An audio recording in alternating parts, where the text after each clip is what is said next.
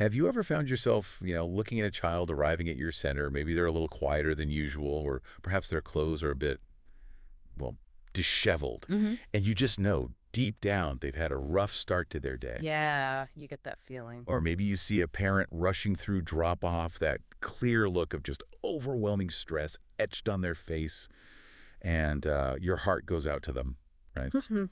You wonder what battles they're fighting. Absolutely. We see it all the time. As childcare professionals, we pour our hearts into caring for these children, but often that nagging question lingers.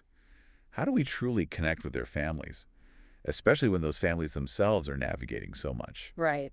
Financial strains, personal challenges. Or even things like, complex family dynamics, maybe a recent divorce. It's a lot. It really is. Welcome to the Deep Dive. Today we're going beyond the surface to explore this truly vital topic: family engagement in early childhood programs. And we really want to emphasize this isn't just about getting parents to attend a bake sale or chaperone a field trip. That's surface level stuff. No, our mission today is to uncover practical, empathetic strategies for you, the childcare workers listening, to become genuine partners with families. We're talking about building reciprocal relationships that truly support every child's well-being and learning. And acknowledging the complex realities many families face, understanding what they're up against. Think of it as maybe a shortcut to becoming that indispensable beacon of support in your community. Exactly. We're talking about transforming those potential barriers, whether they're language differences, cultural nuances, just the overwhelming stress of daily life. Or even those really significant challenges like divorce or instability at home. Yeah, turning those into strong, vital bridges. We want to help you make your centers true community hubs. Places that provide not just care, but also crucial connections and resources for every single family that walks through your doors. And to help us do this, we've really distilled insights from comprehensive resources. We're looking at cutting-edge research, hands-on best practices, and some innovative tech solutions too. Mm-hmm. This deep dive is designed to help you navigate those diverse family dynamics, address language differences effectively, and become that consistent, positive force in a child's life, especially when their home life is maybe fluctuating and they desperately need that safe haven. So true. That stability you provide can be everything. Okay, let's jump in.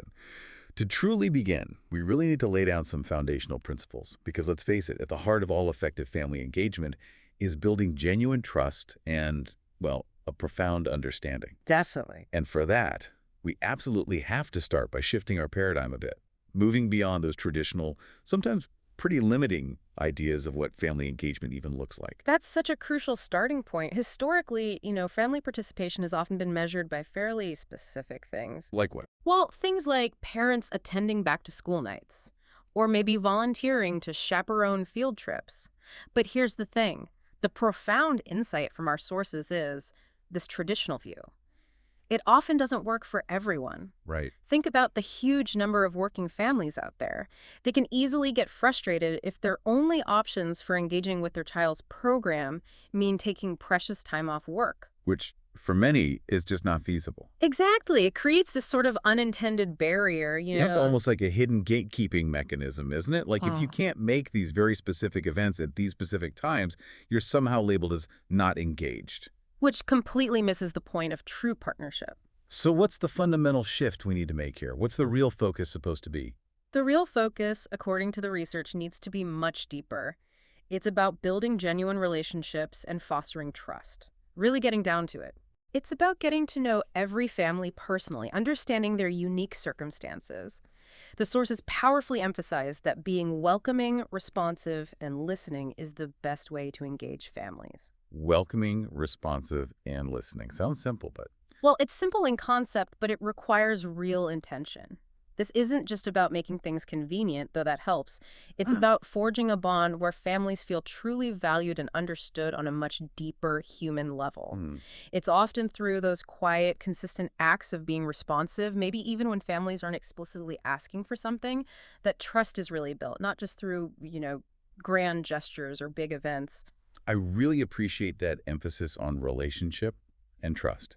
Because for you listening, we know you're already deeply invested in the child. That's why you do what you do, right? Of course. This deep dive is about how you can extend that incredible investment to the entire family unit, Right. recognizing their absolutely vital role in the child's development. Even when that role looks different from what we might have traditionally expected. Exactly, and seeing them as true partners in this whole journey. And as we build that foundational trust, it becomes immediately clear that empathy isn't just, a nice to have. It's absolutely paramount, isn't it? Oh, completely. Foundational. We need to put empathy first and truly understand the diverse realities that families are navigating every single day. This is where we really ground our approach in the human experience. We have to recognize that families come with varied challenges, and these often manifest in a child's preparedness or behavior when they arrive at your center. So like we talked about, that child looking tired or maybe a bit Mm. disheveled, maybe withdrawn. Yeah, or just seeming a little off. It's crucial to approach these situations not with judgment, but with profound compassion. Easier said than done sometimes, I imagine. It can be, but here's a surprising truth the sources highlight.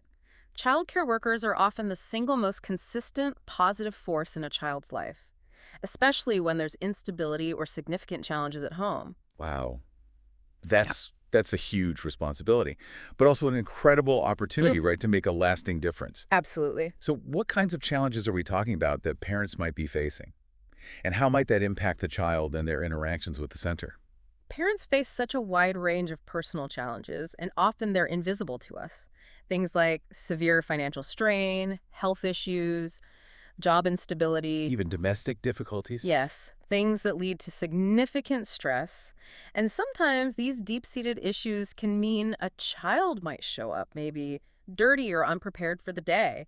Not out of neglect necessarily, but because the parent is simply overwhelmed. That's a really important distinction. It is, and our sources explicitly highlight that families want their childcare provider to be compassionate and receptive to their situation. They want understanding, not judgment. Yeah, exactly. Programs need to actively understand diverse family structures.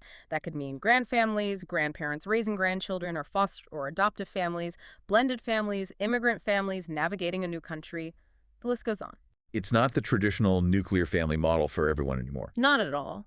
And then there are those common barriers to family engagement, simple lack of time, maybe trust issues based on past negative experiences, cultural differences, or even limited access to or comfort with technology. So the key is approaching every family with an open heart, understanding you might not know their full story. That's the crux of it. That's so important because it's not always obvious what's happening beneath the surface. Like you mentioned divorce earlier. Consider a child who is with one parent on Monday and then a different parent on Tuesday. That child is constantly navigating fluctuating home environments, maybe different rules, different emotional climates. Often a lot of emotional stress, yeah. As a child care worker, you're providing the stability and consistency that child might desperately need during such a turbulent time. You really are. It requires immense sensitivity and understanding, doesn't it? Yeah. To ensure they feel safe and secure, knowing that your center is a constant, reliable haven for them. A haven free from judgment about their home life. That's critical. Precisely.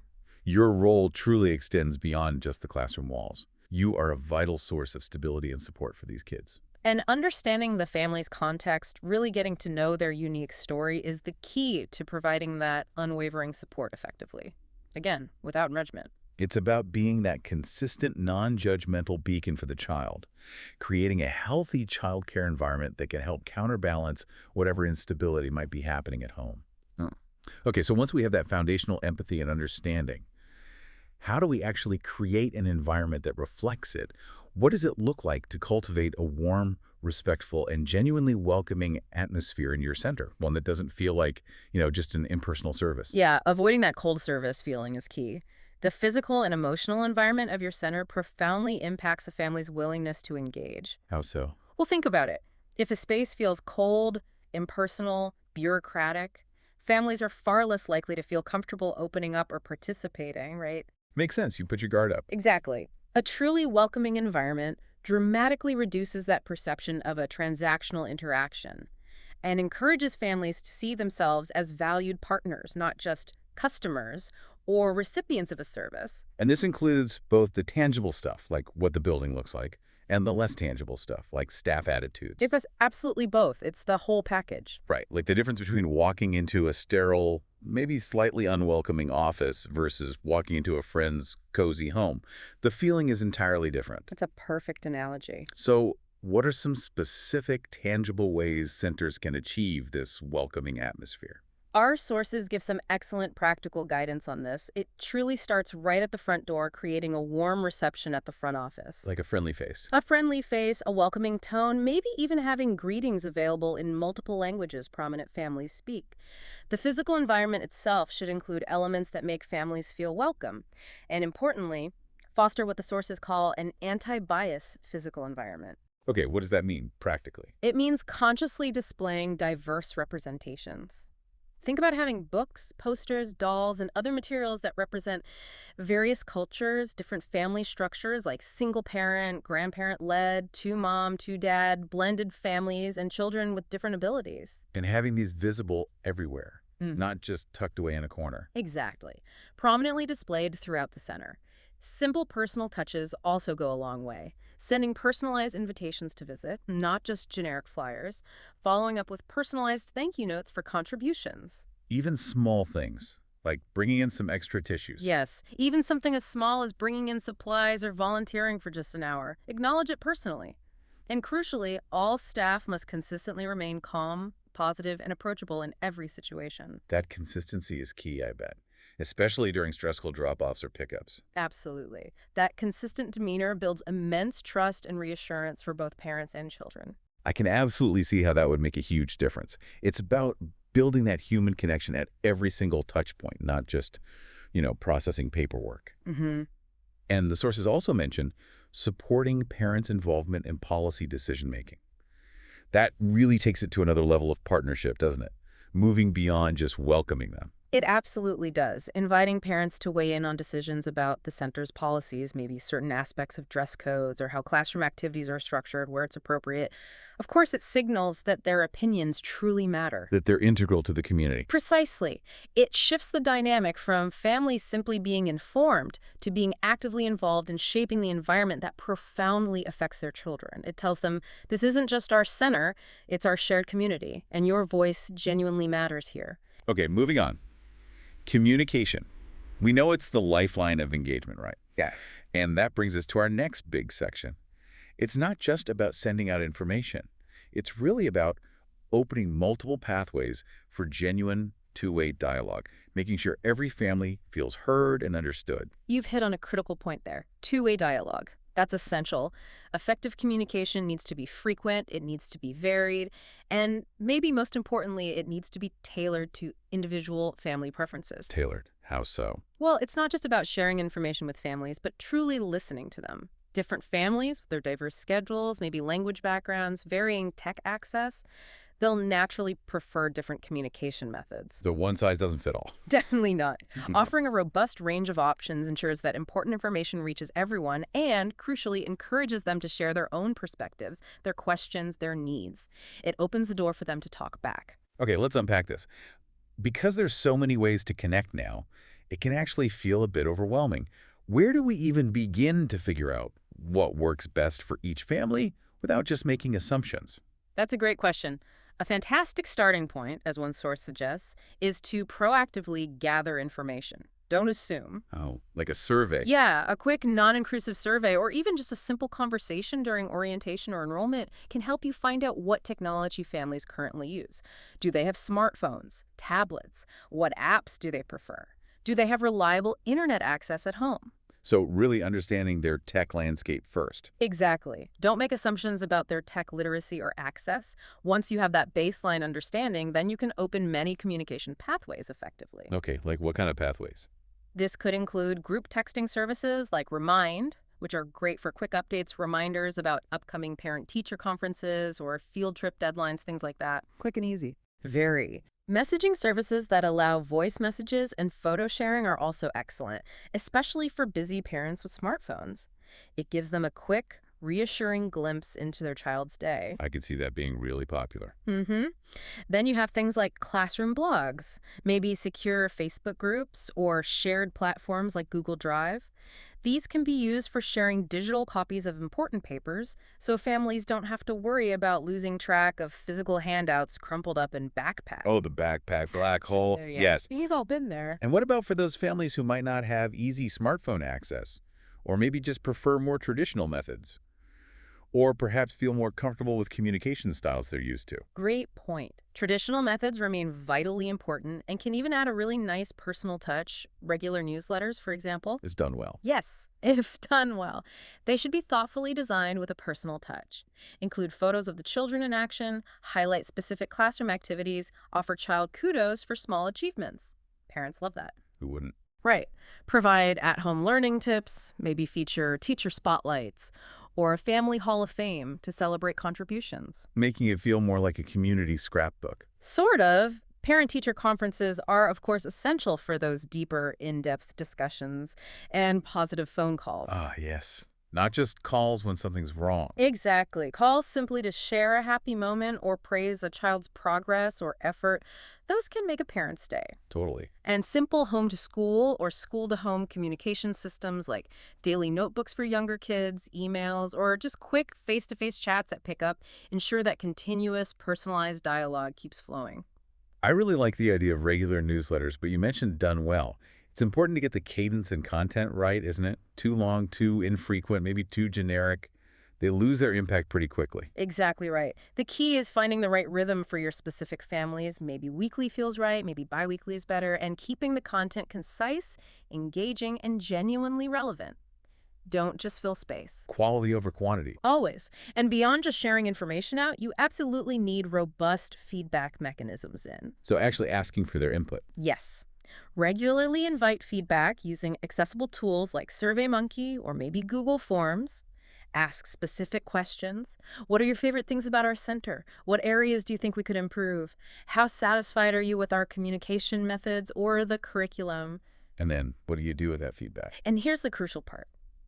Always, always follow up on that feedback. Even if you can't make immediate changes for whatever reason, acknowledge their concerns, explain the situation, let them know they were heard. That builds huge trust, I imagine. It really does. It shows families their voices are heard and valued, fostering that sense of true partnership we keep talking about.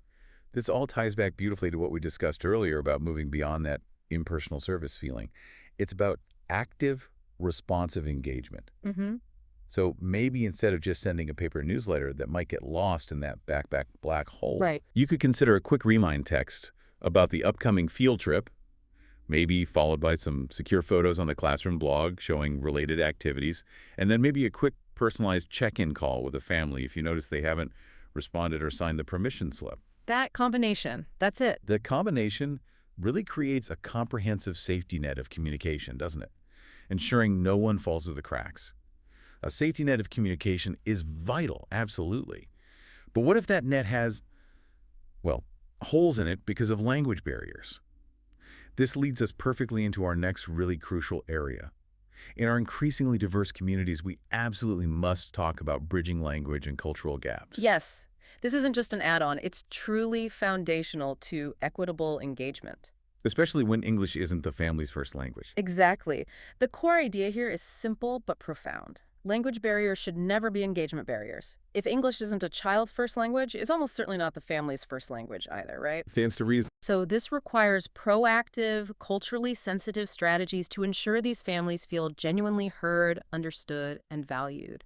Not just like they're receiving, that transactional interaction or an isolating service because they can't communicate easily. Mm-hmm.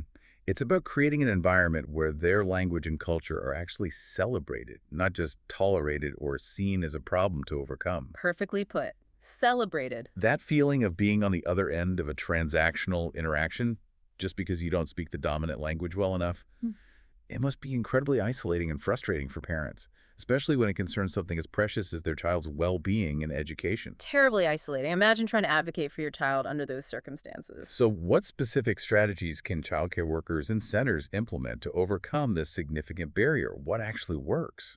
There are several key actionable steps centers can take. First, and this is paramount for language support, offer all important materials, think handbooks, newsletters, permission slips, and the other primary languages spoken by your families. For your ESOL parents, English speakers of other languages. Translation is key. It's a starting point. But even better, if feasible, is to supply trained interpreters and/or dedicated liaisons specifically for your ESOL population. Liaisons, like a specific person. Yeah, someone who can bridge that gap, because it isn't just about translating words. It's often about bridging cultural understanding and nuances in communication styles, too. That makes sense. What else? Second, actively integrate cultural traditions. Make a genuine effort to learn about the cultures and customs of each family in your care. Don't just assume, ask. Show genuine curiosity. Exactly. Encourage families to share their traditions with the class. Imagine a parent coming in to share a story from their heritage, or maybe teach a simple song, or even bring in a special dish for a celebration. That sounds wonderful. Incorporate these traditions into your lessons and classroom celebrations naturally. You could even highlight a family of the week specifically to share cultural traditions. This makes every family feel truly seen, celebrated, and like an integral part of the community fabric. It's such a beautiful, inclusive way to make families feel truly valued Yeah. rather than just accommodated. Are there any tech tools that specifically help with language barriers and support parents at home? Yes, absolutely. Technology can be a great ally here. Resources like Ready Rosie, for instance, offer high-quality short videos in both English and Spanish. Oh, we mentioned them before. We did. They model various learning activities and concepts. Families can view these repeatedly, which is incredibly helpful for learning new vocabulary and understanding educational practices at their own pace in their preferred language. Repetition is key for language learning. Definitely. And beyond just the classroom resources, programs should actively offer specific initiatives to encourage ESOL parents to become more deeply involved. Maybe tailored workshops on navigating the school system, maybe dedicated social events where language support is readily available, or perhaps even partnering to offer adult English classes right there within the center. Removing barriers to participation. Exactly. So just imagine trying to understand vital information about your child, their progress, their needs, a crucial field trip permission slip, all in a language you don't fully comprehend. It would be incredibly stressful and disempowering. Absolutely terrifying for some parents. But by proactively providing translated resources, offering interpreters or liaisons, and genuinely welcoming and celebrating cultural sharing, you're transforming that potentially isolating experience into an inclusive, empowering one. You're building deep trust. And showing that you care about them, the parents, as much as their child, making them feel like a truly valued part of the equation, not just someone on the outside looking in. Okay, so beyond just the logistics of communication and language, there's another layer.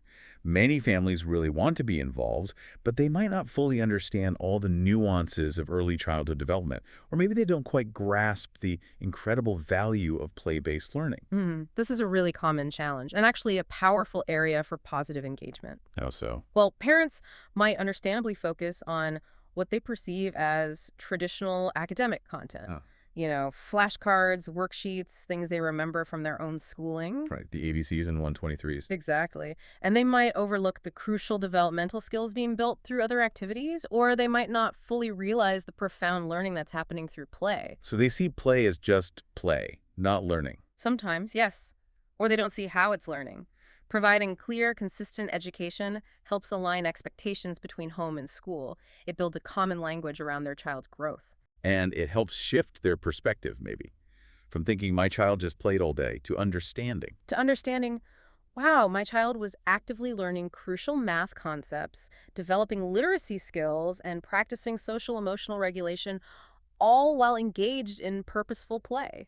Okay, so how do we start that education process without sounding like we're lecturing parents or telling them they don't know what's best? How do we make it engaging and maybe even revelatory for them? Good question. It's about partnership, not preaching. It really begins with setting clear expectations right from the start of the year. How do you do that effectively? You can do this through several avenues. A well-planned back-to-school night, a dedicated new family orientation session, a comprehensive family handbook that clearly outlines your philosophy, or even a detailed introductory newsletter. Laying the groundwork early. Yes. Outline your learning goals, explain your philosophy clearly, and specifically highlight your approach to play-based learning and why it's so beneficial. But one of the most powerful methods is hosting Learning Center family nights. Okay, tell me more about those. These are fantastic opportunities where parents don't just observe, they actually get to participate in various play centers alongside their children. hands-on experience. Ah, learning by doing. Exactly. And you can provide tools to help them see the learning. Use observational assessment tools like work sampling charts, which are designed to track developmental progress over time.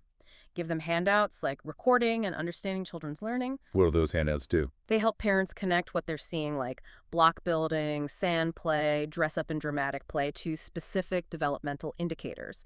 Things like language acquisition, early literacy skills, foundational math concepts, critical social skills, physical development. Making the invisible learning visible. Precisely. Yeah. Here's where it gets really interesting.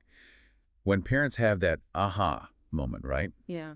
When they truly see play as purposeful learning. Can Mhm. you give us a vivid example of that kind of transformation? Absolutely. Imagine a parent at one of these Learning Center family nights. They're watching their child intently building this magnificent children's museum out of blocks. Initially, they might just see a pile of blocks, but maybe they have that work sampling chart or the handout in hand, and perhaps a teacher gently guides their observation. Prompts them a little. Yeah, points things out. Suddenly, they start to realize the child isn't just stacking blocks randomly. They're using expanded vocabulary like staircase and entrance. They're representing ideas spatially. Oh. They're planning problem solving when a tower wobbles. Well, And maybe they even grab a crayon to make a sign, understanding the purpose of writing museum open. All of that happening organically through play. that's powerful. Any other examples? Or maybe seeing their child in the sand table, pouring sand from one container to another, maybe counting the scoops out loud. Suddenly the parent realizes, oh, they're exploring concepts like volume, measurement, one-to-one correspondence, and practicing fine motor skills and language. It clicks. That click is everything. It really is. And after the observation time, a debriefing session is crucial.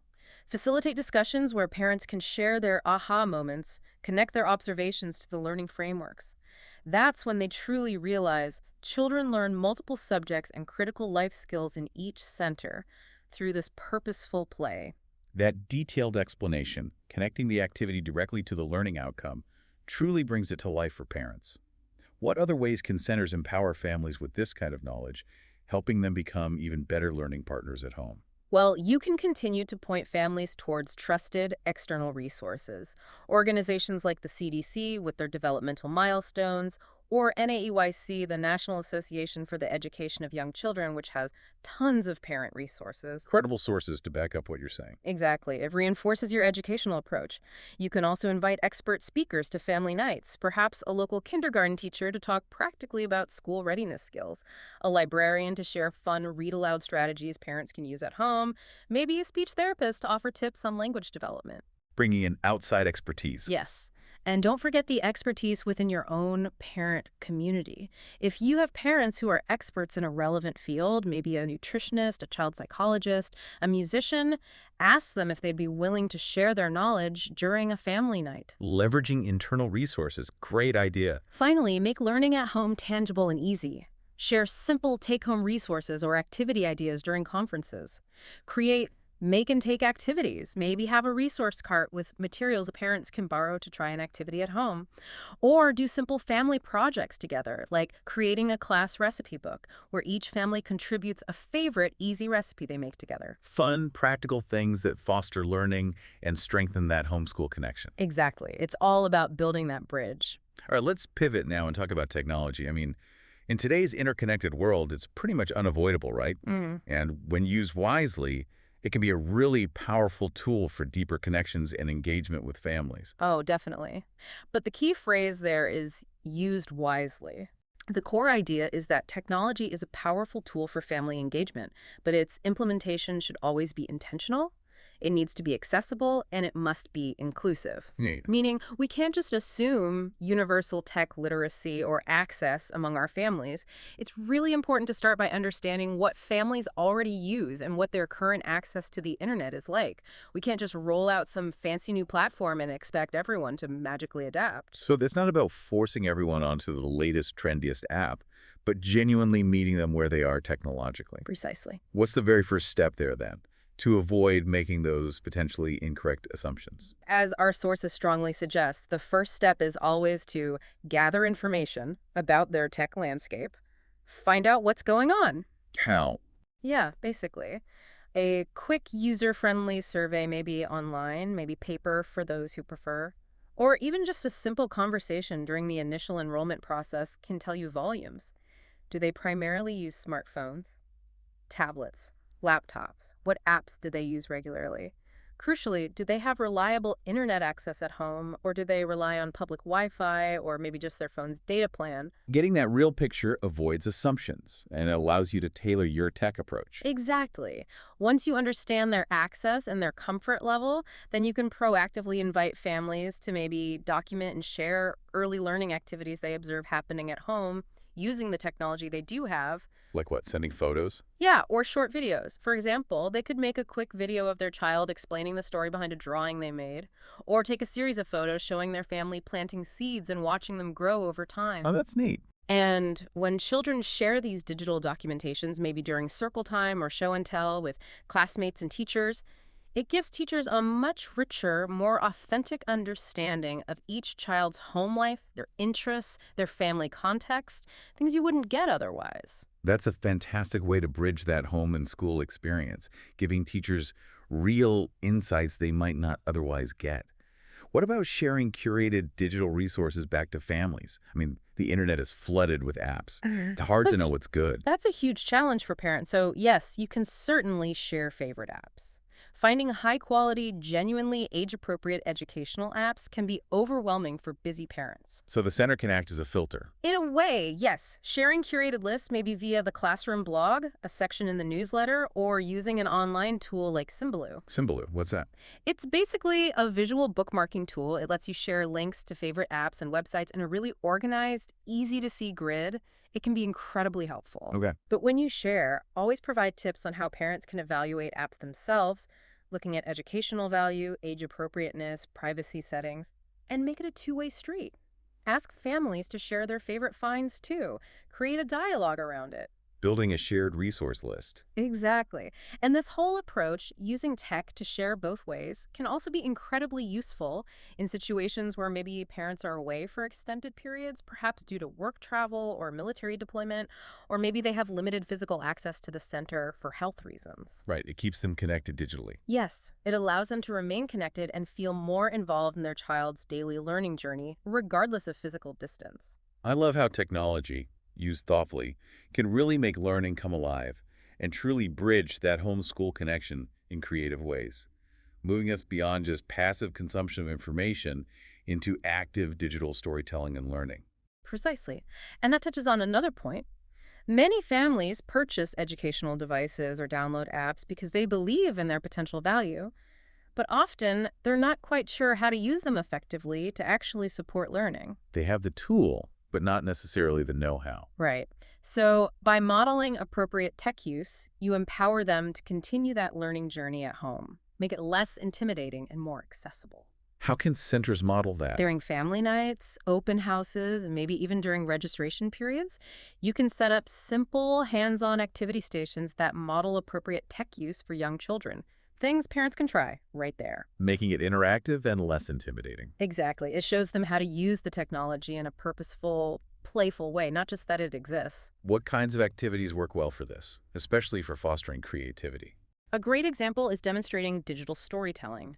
You can use free, accessible apps. There are many out there that allow children to easily draw pictures, import photos they've taken perhaps around the center, and then record their own audio narration or even video to create unique stories. That's cool. It shows parents how a tablet or smartphone can be a powerful creative learning tool, not just a device for passive entertainment or rote learning games. Shifting the perception of the device.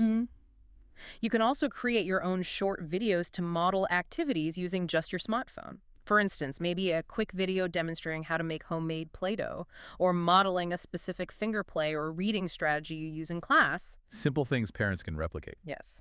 And services like Ready Rosie, which we mentioned earlier for language support, also offer a large library of these high-quality video models in English and Spanish. Families can watch these repeatedly to learn new vocabulary, understand concepts, or just get the hang of an activity. Repetition helps. Imagine a parent coming to a family night, maybe feeling a bit intimidated by all the tech talk. But then they sit down at a station, learn to use a simple storytelling app, and create a short digital story right there. about something fun their child did at the center that day. Mm-hmm. They could then easily share that little creation with the teacher via email or a messaging app.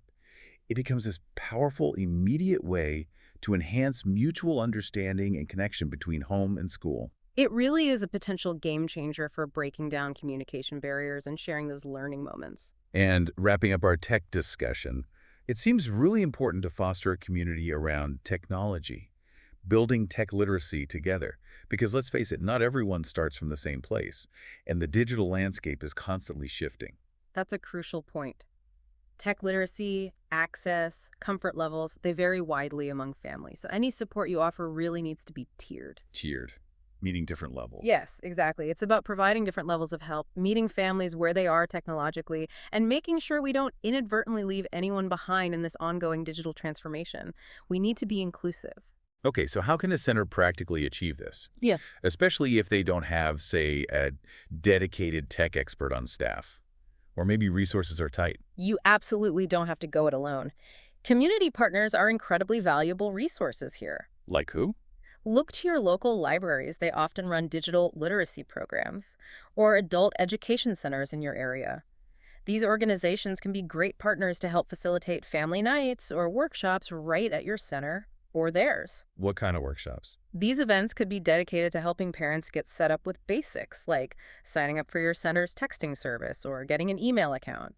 They can help families find local free or low-cost internet access options, or teach them about tech-related school services like accessing online report cards if your district uses them. Leveraging outside expertise and resources. Exactly. These partners can bring expertise and resources you might not have in-house, significantly extending your reach and impact. It's also important to model and discuss appropriate tech use more broadly. Beyond just the apps. Yes. Share reliable information about things like finding a healthy, balanced media diet for children. Talk about internet safety practices. Help them identify reputable online resources versus misinformation. These are topics that empower parents to make informed decisions for their families in the digital age. So it's not just about giving them the tools, like the apps or the websites, but also giving them the knowledge and confidence to use those tools wisely and safely. Absolutely. That's the goal. The ultimate aim is to promote a community of learners around technology, facilitate an environment where families feel comfortable learning with and from other families, and maybe community members too. Learning from each other. Yes, together you can identify common challenges, maybe managing screen time, navigating social media issues for older siblings, finding good online educational games, and then collectively search for solutions, share tips or tutorials, and exchange information. Like a parent tech support group. Sort of. This collaborative approach ensures that all families, regardless of their starting point, feel comfortable and capable using technology to help their children learn. It builds a self-sustaining support system that boosts long-term confidence and capability within your whole center community. Okay, building on all this great communication and tech use, let's now talk about creating truly meaningful engagement opportunities. And this means moving beyond the standard, often kind of a limiting back to school night model, to offer truly inclusive events and interactions that really meet families where they are. Yes, this is so important. The core idea here is that you need to offer diverse events at varying times and maybe even different locations to genuinely accommodate families' busy and often quite complex schedules. Because those traditional event schedules. They often inadvertently exclude people. Working parents, single-parent households, families juggling multiple kids in different schools, or those with other significant obligations like caring for elderly relatives. They just can't always make it. Right. So flexibility and creativity are absolutely key if you want truly inclusive participation. If you're only offering events at 6 p.m. on a Tuesday, for example. You're inevitably missing a large and vital segment of your family population. You just are. So what does that flexibility look like in practice? What kinds of options and creative scheduling should centers be thinking about to ensure they reach as many families as possible? Well, for those really essential events like back-to-school nights or new family orientations, try offering them at various days and times. Maybe offer a daytime session, an evening slot, maybe even a Saturday morning option. Give people choices. Okay, what about conferences? Same principle for parent-teacher conferences.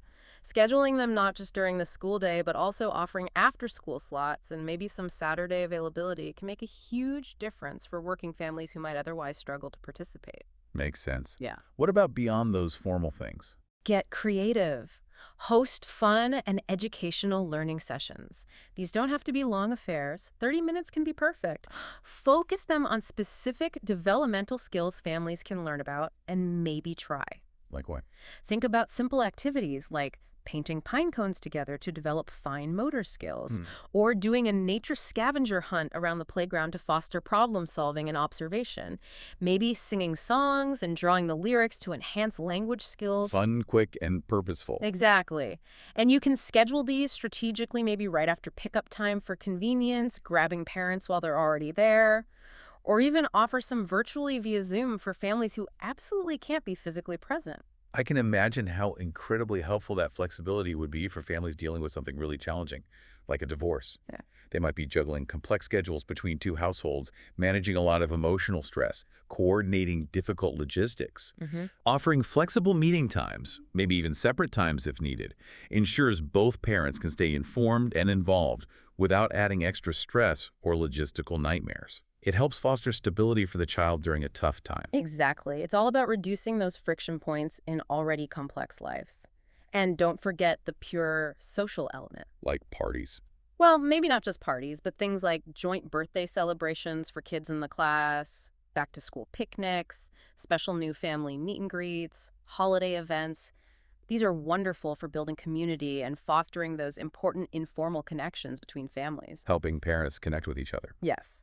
Providing family directories, with permission, of course. Yeah. Encouraging parents to set up play dates outside the center. Maybe starting private, secure Facebook groups where families can share resources or organize weekend meetups.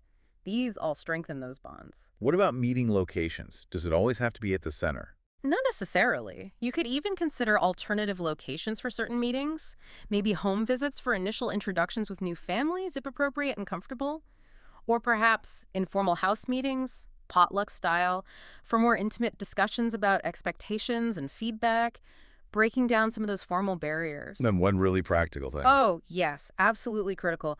Always try to offer child supervision during meetings, whether they're in person or virtual. That removes a huge barrier. A massive barrier for many parents. It allows them to actually focus on the discussion without worrying about their kids. That's a truly comprehensive, really thoughtful approach to making sure every family feels like they can participate. Not just that they should. It's about removing obstacles. Yeah. Okay, so we're doing these great flexible events, communicating well, but how do we ensure parents really see the profound learning that's happening every day, especially through play? How do we make that learning truly visible and convincingly show that play really is progress, not just, idle time? This is about clearly and consistently demonstrating how children are learning through play and all those everyday activities, helping families to deeply understand the educational value that's embedded within your curriculum. Because overcoming that common perception that play is just play is absolutely crucial, isn't it? It really is. When families truly understand the why behind the activities, the specific skills being developed, they become much better learning partners. They're equipped to reinforce those learning experiences at home because they see the value. So what does this all mean? It means every block tower built, every sandcastle constructed, every dramatic play scenario acted out. It's all rich with learning. How do we powerfully convey that specific message to parents in a way that really resonates and sticks? It starts with consistently showcasing children's work and their learning in action. Don't just tell them, show them. How? Photos again? Regularly share daily photos and short videos with families, yes. But here's the key. Be specific and descriptive about the skills being learned. Don't just post a picture. Add context. Exactly. Instead of just captioning a photo, here's Sarah playing with paint, try something like, here's Sarah developing her fine motor skills and exploring scientific concepts like color mixing by using pipettes to paint today. Or watch Brian practicing following two-step directions using expanded vocabulary, astronaut, rocket ship, and developing social negotiation skills as he takes on different roles in dramatic play with his friends. Connecting the observation directly to the developmental skill. Yes. That narrative helps parents connect the dots. The Learning Center family nights we discussed earlier are also fantastic for this very purpose. Remind us why they work so well for this. Because parents are there observing play directly, and you give them tools like those work sampling charts or observation handouts. They can use these to record what they see and directly connect, say, a child making a multi-level staircase out of blocks and using advanced vocabulary like blueprint and construction, or another child carefully pouring sand and counting the scoops, to specific developmental guidelines listed right there on the sheet. Making it concrete and personalized. Yes.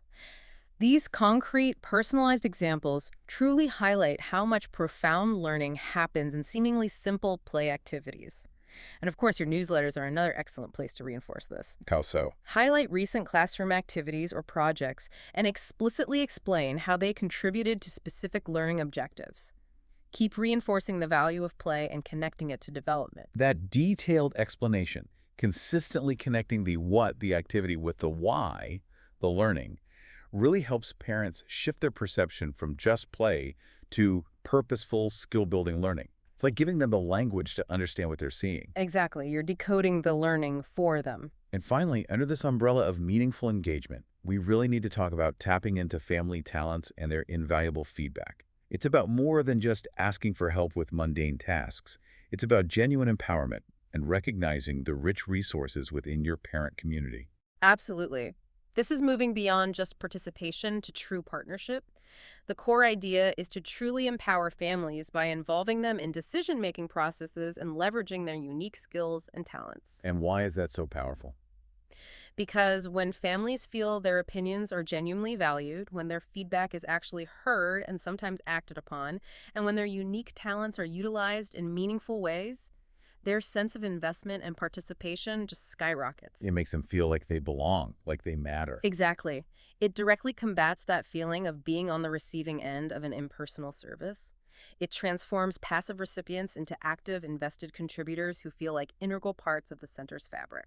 So how do we move beyond just asking parents to, cut out shapes or laminate things? How do we really tap into their talents and recognize them as unique individuals with valuable skills? Well, you start by proactively asking them, maybe through a survey or just conversations. Find out about their professional skills, their hobbies, their personal talents, and then ask how they might be willing to contribute those specific skills. And then get creative with the opportunities. Yes.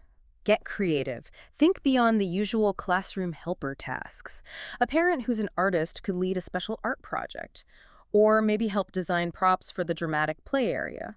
A parent who's an accountant could perhaps offer some simple budgeting tips during a family financial literacy night. Okay, tapping into professional skills. What else? Other creative volunteer opportunities could include things like preparing craft materials at home if they can't come in, hauling new families just to welcome them and answer initial questions, helping organize teacher appreciation activities, donating specific professional services for a fundraiser like graphic design or photography, or even recording videos of themselves reading stories in different languages that you can use during story time. Wow, lots of possibilities there. It's about finding meaningful roles that align with their strengths and interests, making them feel genuinely valued beyond just basic volunteering. That's exactly it.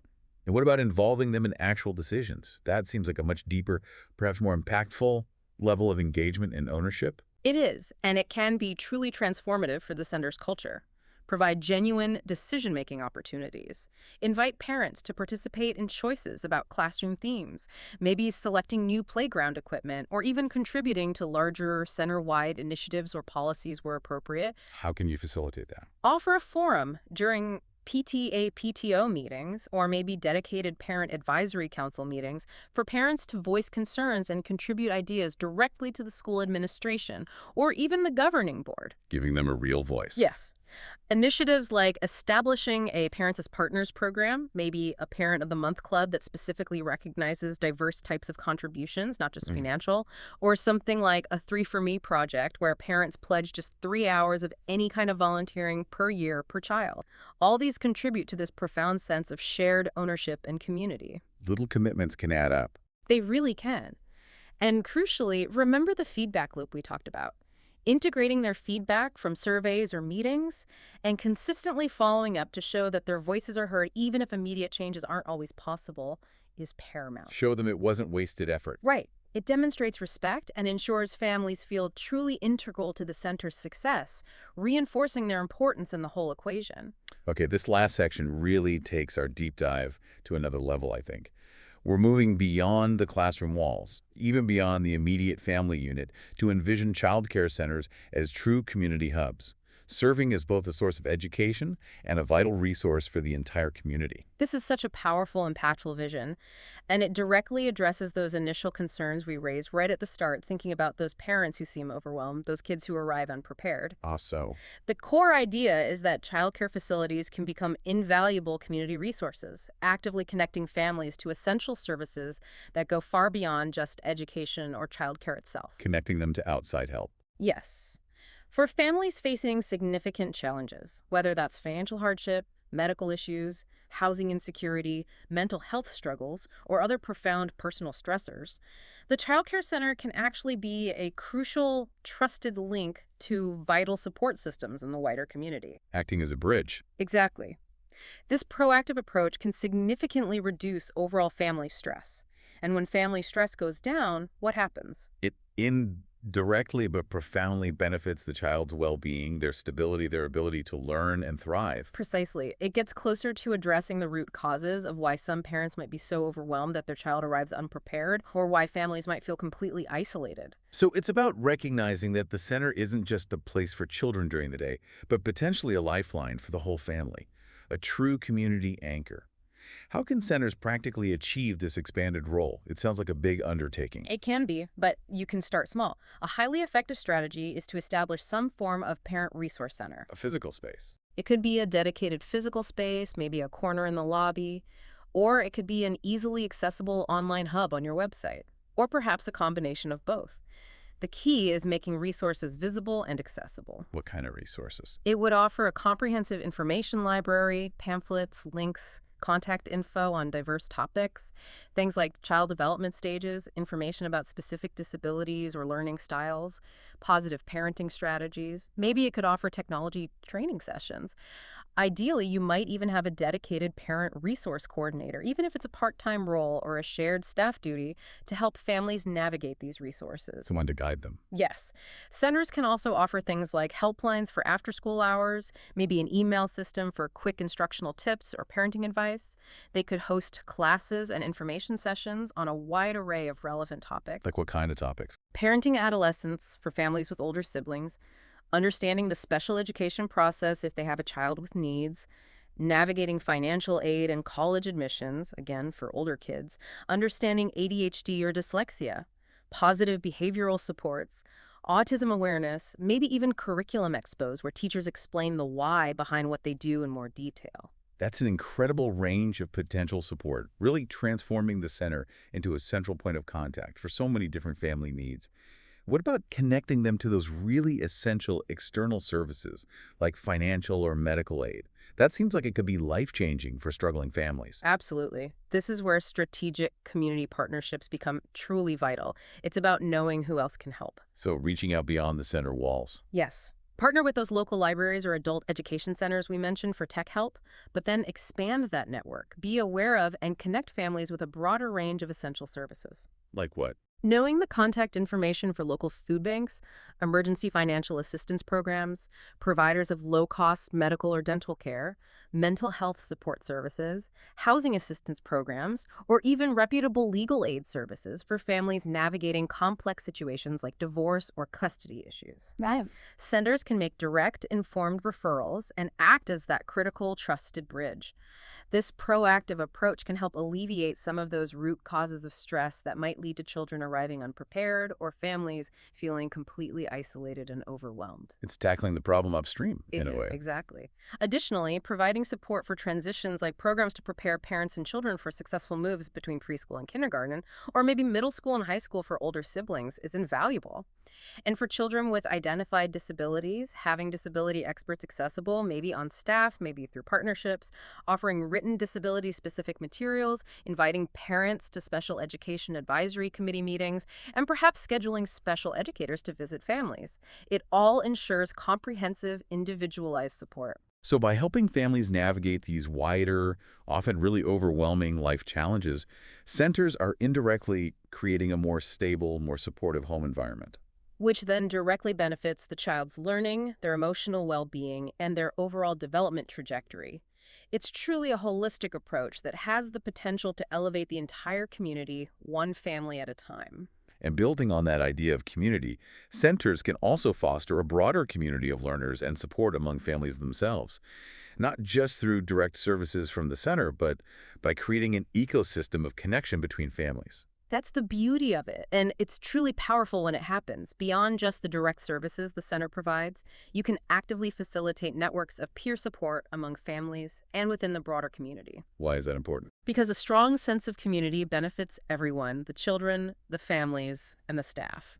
It creates this supportive ecosystem where families can share resources, exchange practical advice, and maybe most importantly, cultivate a profound sense of belonging. It actively counteracts the isolation and loneliness that many families, especially new parents or those new to an area, might otherwise feel. What's fascinating here is how these centers aren't just caring for children during the day.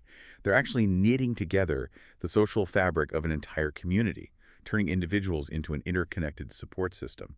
How do they do that, practically speaking? One key way is to actively promote a learning community among parents. Facilitate environments, maybe workshops, maybe informal coffee chats, maybe online forums where families feel comfortable learning with and from other families and maybe other community members. Learning from peers on shared issues. Yes. On issues like effective device management for kids, navigating media choices, discussing various positive parenting strategies, sharing tips for dealing with toddler tantrums, things parents grapple with every day. Encourage that peer support. How? Provide those family directories, always with permission. Actively encourage parents to set up playdates outside of center hours. Create those private, secure Facebook groups or similar online spaces where families can easily share parenting resources they find helpful, ask about local activities, or just pose questions to each other in a safe space. Building informal networks. Exactly. Host informal potlucks where families can simply share a meal and build organic connections in a relaxed setting. Organize low-key Saturday field trips to local museums, parks, or cultural events. These create shared, positive experiences and strengthen bonds beyond just the daily drop-off and pickup routine. It makes the center feel more like a family. Ultimately, it's about promoting connections with mentors, with peers, with supportive social networks to bolster overall family well-being and help smooth transitions through various life stages. It truly cements the center's role as a vital, nurturing hub for the entire community. Wow, what a deep dive this has been. We've truly explored how deepening family engagement is such a dynamic, multifaceted process. It's not just one thing. Not at all. It's clearly rooted in empathy, in open, two-way communication, in the smart, intentional use of technology, and in deliberate community building. It's really about moving beyond those sometimes impersonal transactional interactions we talked about. Right. Moving towards truly reciprocal relationships where everyone, the children, the families, and you, the educators, feels genuinely valued and profoundly supported. And it's also about recognizing the incredible power that you, as childcare workers, hold. The power to be that consistent, positive force in a child's life, especially when families are navigating really complex challenges: divorce, language barriers, financial stress, housing instability, you name it. Yeah, that potential impact is huge. By embracing these kinds of comprehensive strategies we've discussed, centers can truly become indispensable beacons of support and growth, not just for the children in their care, but for the entire family unit and ultimately the wider community they serve. So as you listening reflect on all these strategies, and there are a lot, maybe consider this. What single small step could you take this week? Just one thing, one step, to transform a perceived barrier with a family, maybe that parent who seems stressed, or the family you struggle to communicate with, into a powerful bridge. Not just for the child's benefit, but for the family's entire well-being and their deeper connection to your center community. How might that single empathetic step, maybe just taking 5 extra minutes to listen or finding one resource to share or making that positive phone call, how might that ripple outwards? Yeah. How could it make your childcare center an even more indispensable place of support and growth for every single family it touches? We really encourage you to think about it and maybe take that step.